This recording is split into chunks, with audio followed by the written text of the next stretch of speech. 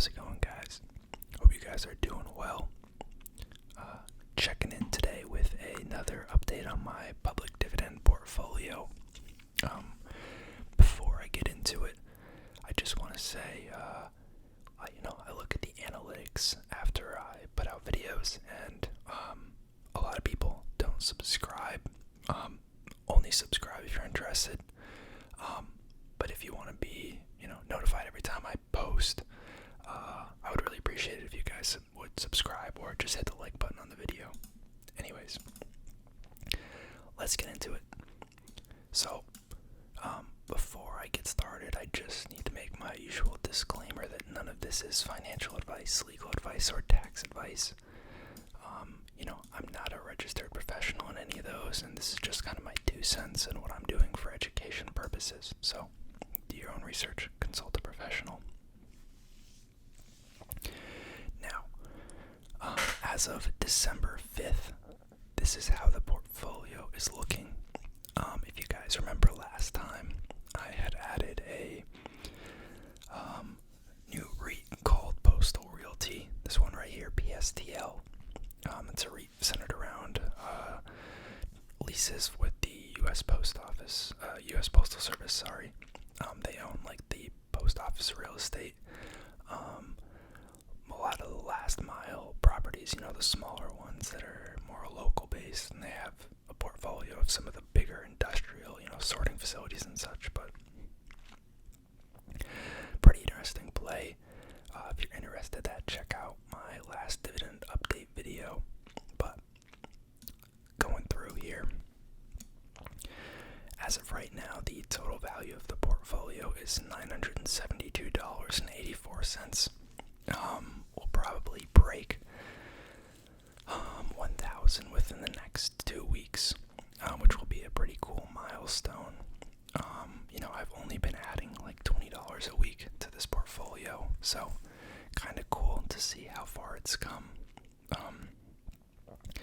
Obviously, at this point, I've invested over $1,000, and the market has just kind of been grabbing itself for the past year. Not the best time to start investing, but I'm a pretty big believer in the long-term compounding effects and not trying to time the market. So, right now we are down 14.66% on a non-weighted basis. So, Fidelity calculates it down here, but as I've said before, that value is wrong because we've had a couple sales, and it also doesn't take into account dividends. But gonna run through kind of where each holding is, and if I have any plans to do anything with it. So, starting us off, we have Agree Realty. Not too worried about them. They are more of a retail-facing REIT. A lot of like shopping plaza-type stores. Your Home Depots, IKEAs, AutoZones, Verizons, Chipotles, those kind of things. And obviously, if we go into a recession like everyone's saying we're going to, I would expect to see some sort of kind of decline in retail sales. But it's a rather resilient business. It's very similar to what Realty Income, ticker O, what they have in their portfolio. So, could be an opportunity if that gets hit to buy some more. It's actually the top performer in the account right now, which is kind of funny. Then I have New Lake Capital Partners. This is a cannabis REIT, basically identical to Innovative Industrial Properties, IIPR, which I owned before.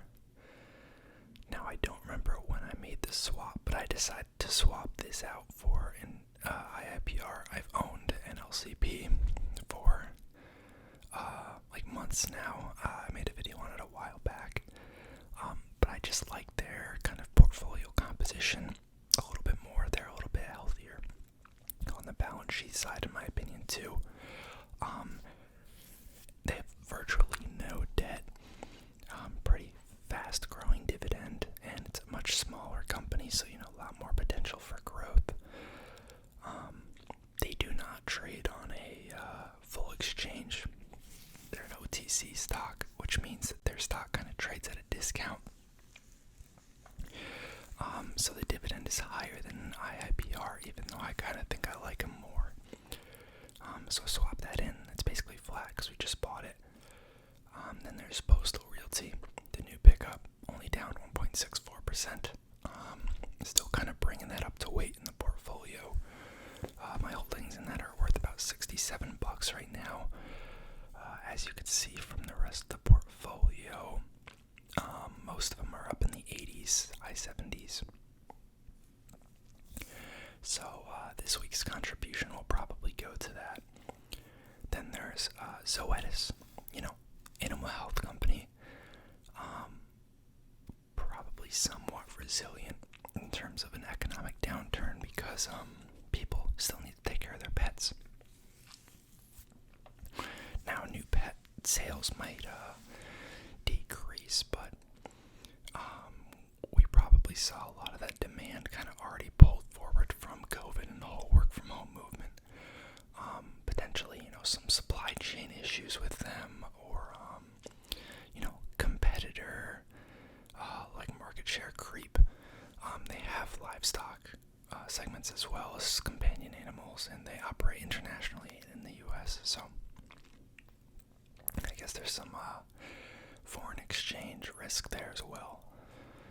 Then Farmland Partners, there's pretty stable farmland REIT down 7%. It's pretty neutral in my mind. This is going to be a pretty slow grower, slow mover, kind of low dividend, but very safe. Armada Hoffler, diversified REIT, a lot of the same risks as ADC for their retail segment. But obviously they have multifamily and office too. Probably feel the worst about office. But they don't have a ton of different tenants, and the tenants that they do have are kind of a little bit higher class. I believe they own the T. Rowe Price headquarters, or maybe they're building it in the process of it. I'm not exactly sure. I can't remember, but look it up if you're curious. Then there's American Tower. This can be a cell tower REIT with some data center exposure. I'm down about 10%. I like this company.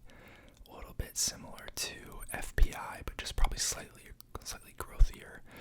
But this is probably going to underperform. It's more of a kind of a stable core holding for me. Equity Lifestyle Properties, ELS, down about 11%.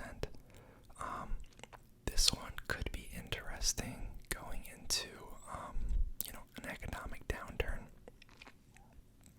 They own a lot of manufactured housing communities, kind of centered around like retirees and such, which could be an interesting play. One, because they're cheaper, and two, because of the whole, baby boomer era.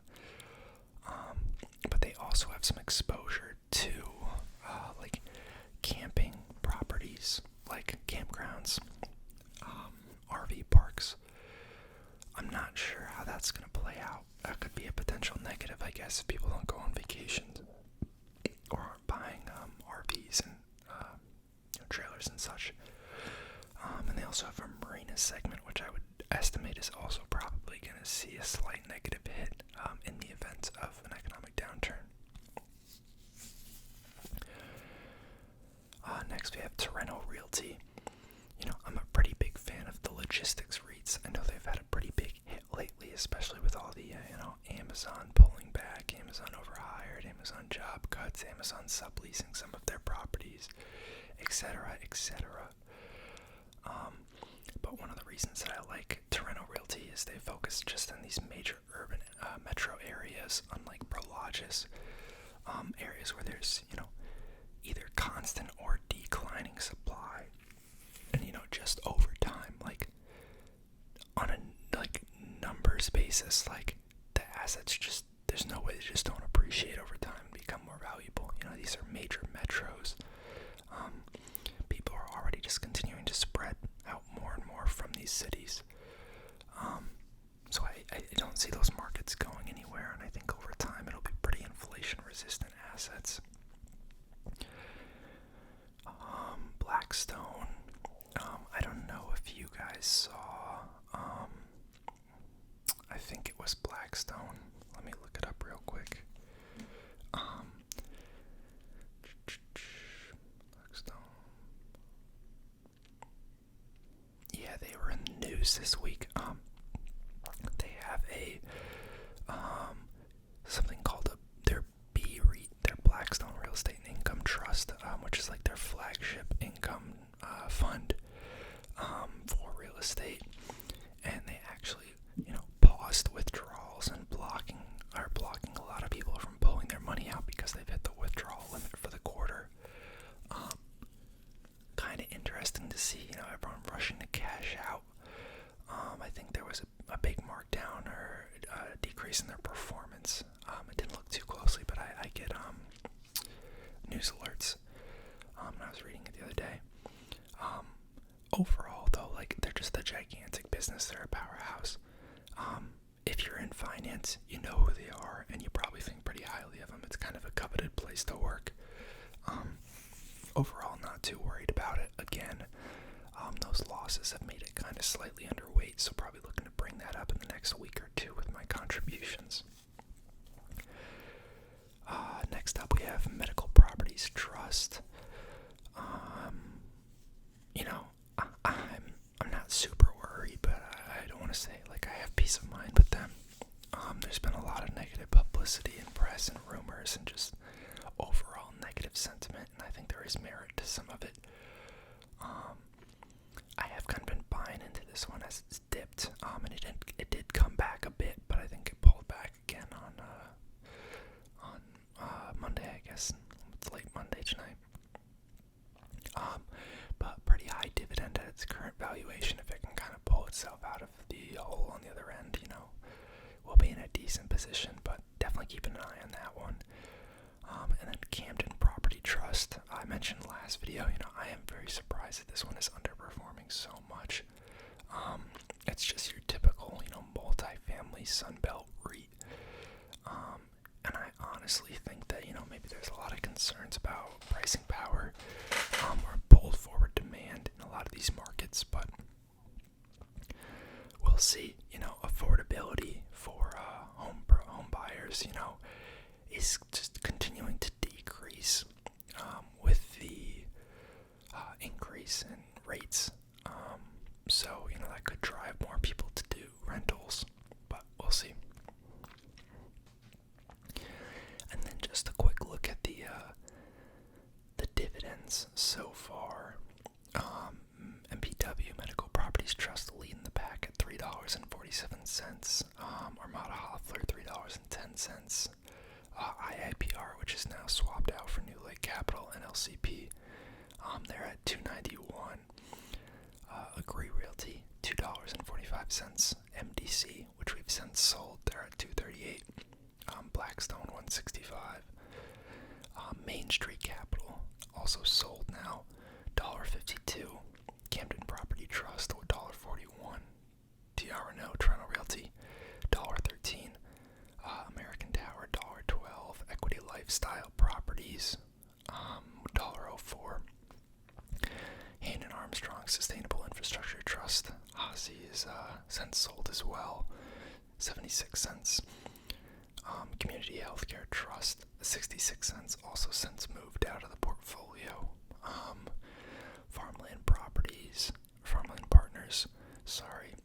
63 cents. Zoetis, 27 cents. Coresight, 17 cents, also since acquired, actually. And then Sunoco Products, also since sold. Kind of a decent amount of things that I've cycled out of the portfolio. I'm kind of realizing that now.